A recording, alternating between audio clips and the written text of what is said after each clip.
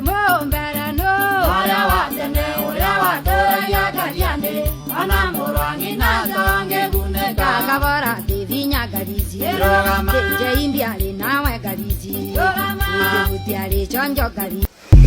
So we are pretty aware, and I must thank Kenyans. Kenyans are very, very smart. That's why my brother said they cannot be like some of our other neighbors. It is now very clear to us and to the people of Kenya that IBC is totally compromised, and we are happy that this has been confirmed this early, because had this not been confirmed this early, they could have duped Kenyans that they can supervise and pretend over the general elections. For the first time since the electoral history of Kenya, IBC has confirmed that they will be using uniformed officers and plainclothes officers. Those plainclothes officers is a tool for ballot stuffing. IBC has given ballot papers to government agencies that have been pre-marked, and the officers in civilian, their work is to figure out how to get the pre-marked ballots into the ballot box. In Mbeere, for example, Mbeere North, 15,000 pre-marked ballots are being distributed now in a hotel 2 kilometers from Ebu town, where Kindiki is supervising. And these officers have been instructed to go to the polling stations, some pretending to be agents, others to be observers, others to be keeping security. The plan in Mbeere North is that 1,500 gangsters from Kayole and Gekambura in Kikuyu are in Mbeere. And their mission is to create chaos outside the polling stations, so that the police officers inside can create more chaos, pretending to be agents. And in that situation of chaos, the pre-marked ballots will be put into the ballot boxes. Thereafter, the police will arrive and keep peace, and things will go back to normal. And then the voting will continue. By that time, the pre-marked ballot papers will have been in the ballot box already. We are therefore saying, and the CEO of IBC, Marajan, is in Mbeere North himself overseeing that exercise.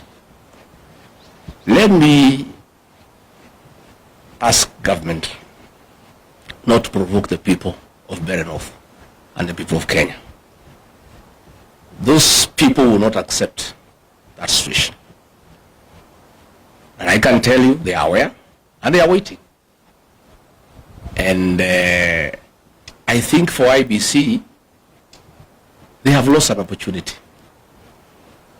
to work on some credibility where Kenyans can believe that they can be trusted to oversee the general election. So let me ask the people of Mbeere North to be vigilant, to go and vote, and hang around.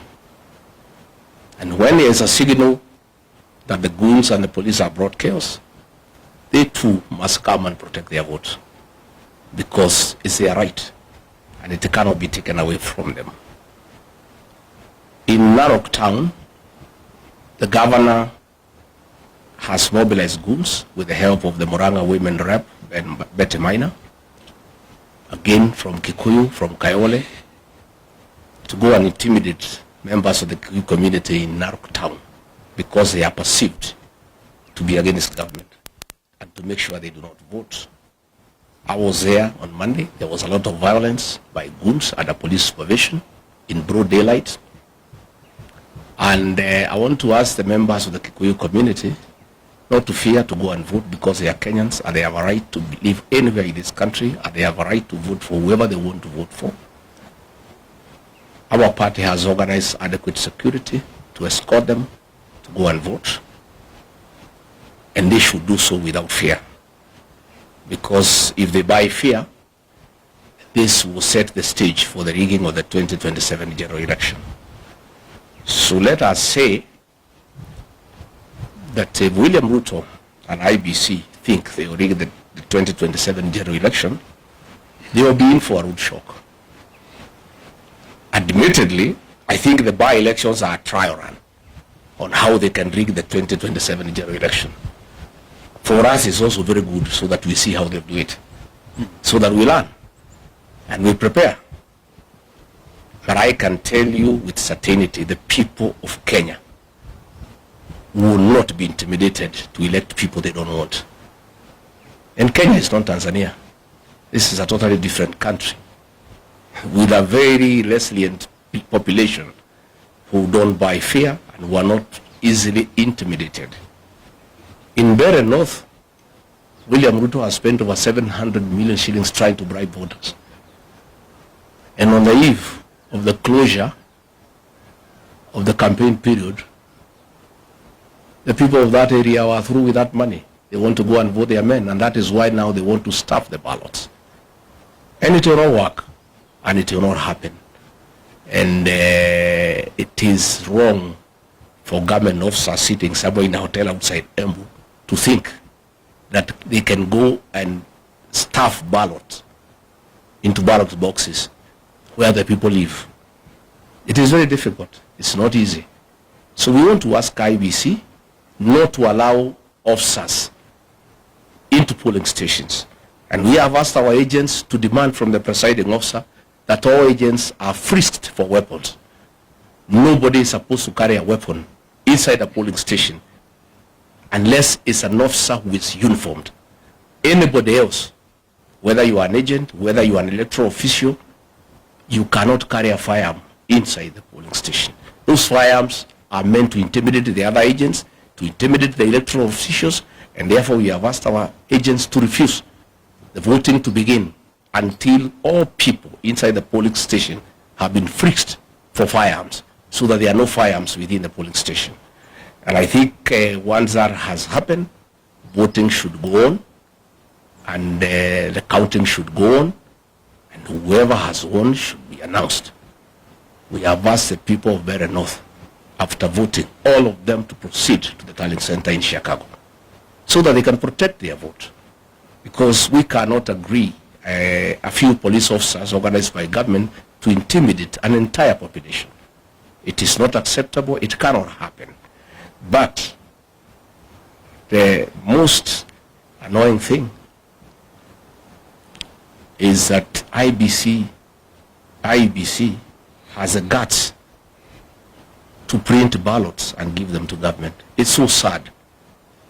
And they expect anybody to believe they can carry out a free and fair general election.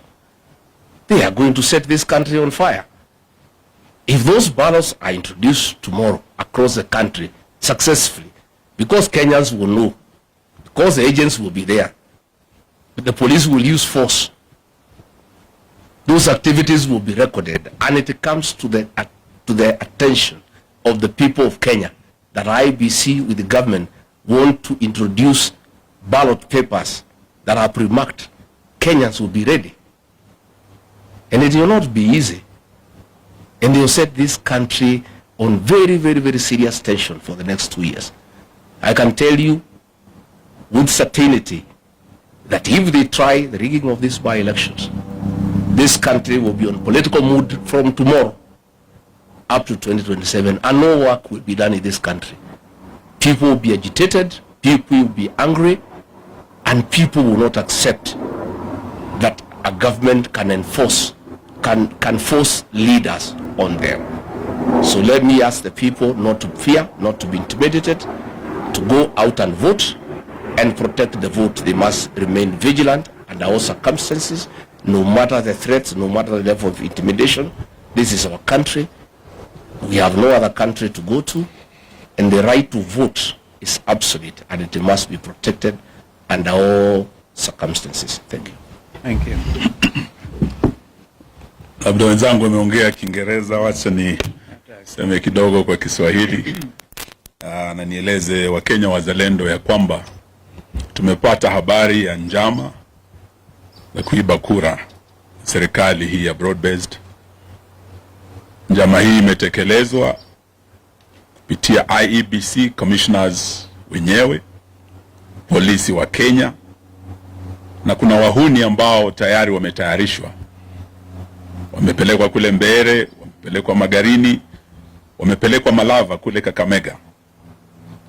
Na njama hii ni kwamba hawa wahuni wataanzisha fujo wakiwa chini ya ulinzi wa polisi, na polisi wataingilia kati kujifanya ni kama wanatuliza na waweze kusimamisha upigaji kura katika sehemu hizi tatu ambazo serikali tayari dalili imeonyesha watashindwa. Wanataka kugeuza uamuzi wa wananchi. Yetu leo ni kuambia Chairman Ethicon na Commission ya IEBC ya kwamba wana nafasi nzuri sana kuonyesha ya kwamba hii ni tume huru isiyoegemea upande wowote.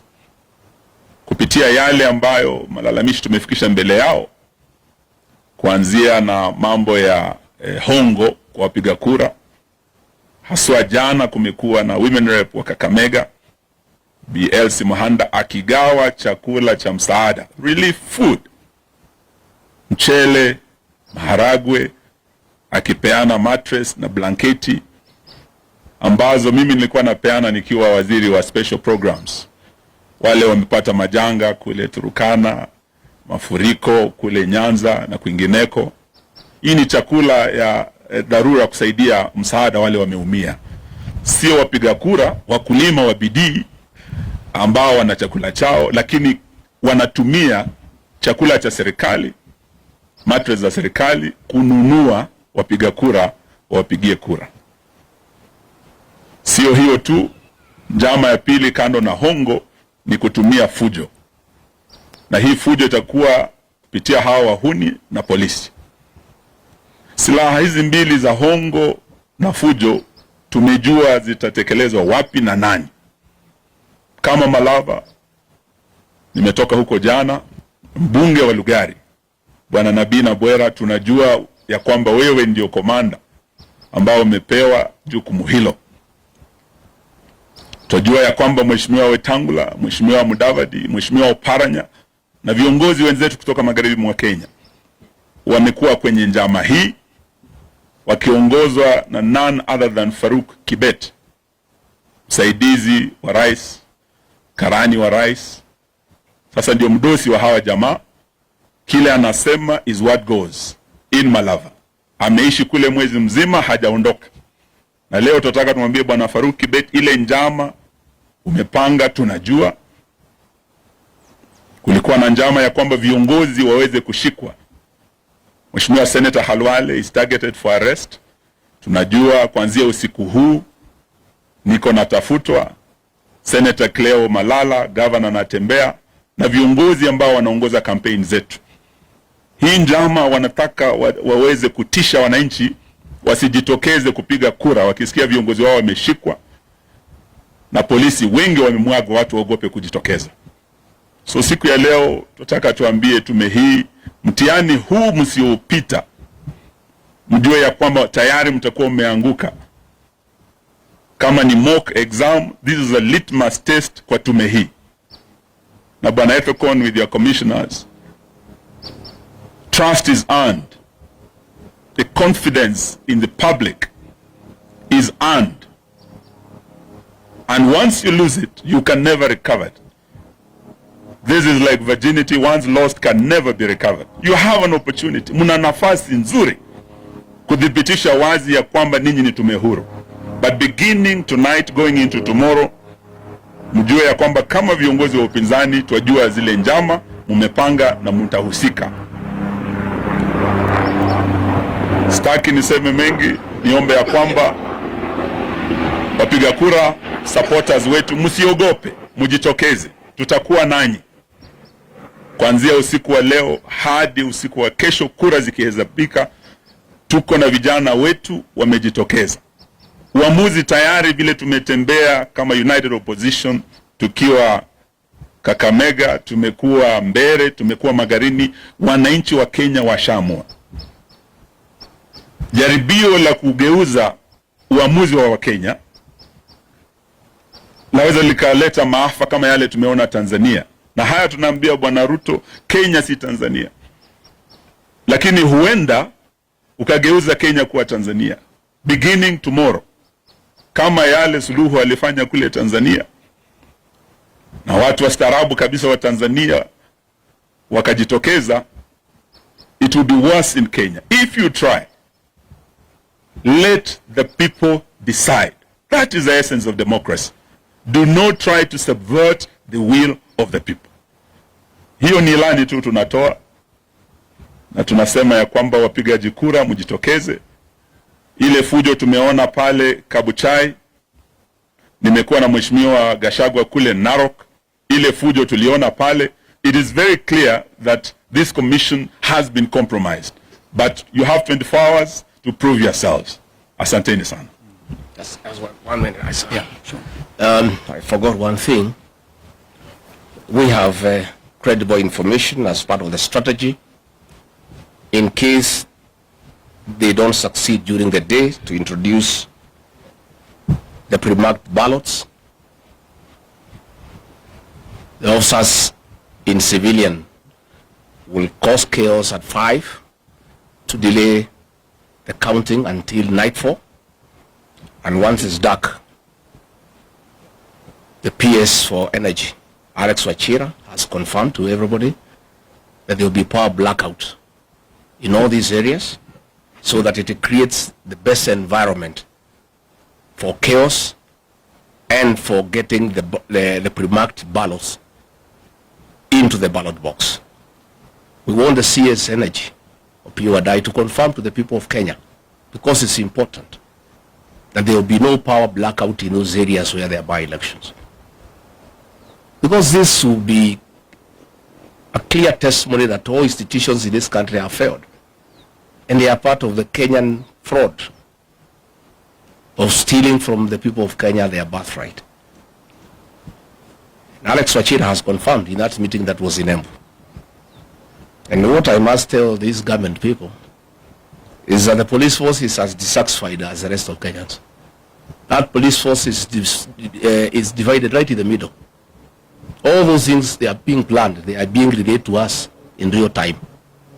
Because these are also parents. Their pay slips have been raided. The police, they are complaining. Share deductions, housing levy. They are equally discontented. Most of presiding officers who have been approached, they are teachers. They are very discontented. So all those things you are planning using government might is in public knowledge, and it will be relayed as it comes. So we are also asking the media finally, please keep an eye on the happenings tomorrow. Have your teams everywhere. You have a responsibility. This is your country, to inform the people of Kenya what is going on. Because once these things are exposed, it's a deterrent.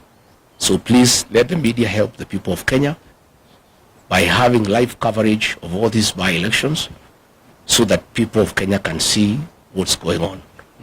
And you are lucky that we have given you an update of what is happening and what we expect. So also carry rubber shoes. Because the goons, I'm sure, they have instructions to descend on you. I don't want to scare you, but because I'm a truthful man, it's just to tell you the truth. Because I know they'll want to intimidate the media, to grab your cameras. So please carry your rubber shoes, and also have a few of your own guys. They don't have to be goons to cover you up. So that your camera is safe and you are safe too. Indeed. And please take care of yourself. So when I was in Narok, I was well prepared with a helmet. Because I had adverse information. I've told you the police force is divided right in the middle. There's a police who are calling me, tunakungoja wewe na utapigwa mawe, utapigwa risasi, so utafuta bulletproof vest weke na uchunge kichwa yako ndio wana target. So nilikuwa na helmet ile bulletproof because I had prior information. No? So even you, I'm giving you a head start. So mjue. Si mtajitayarisha pia.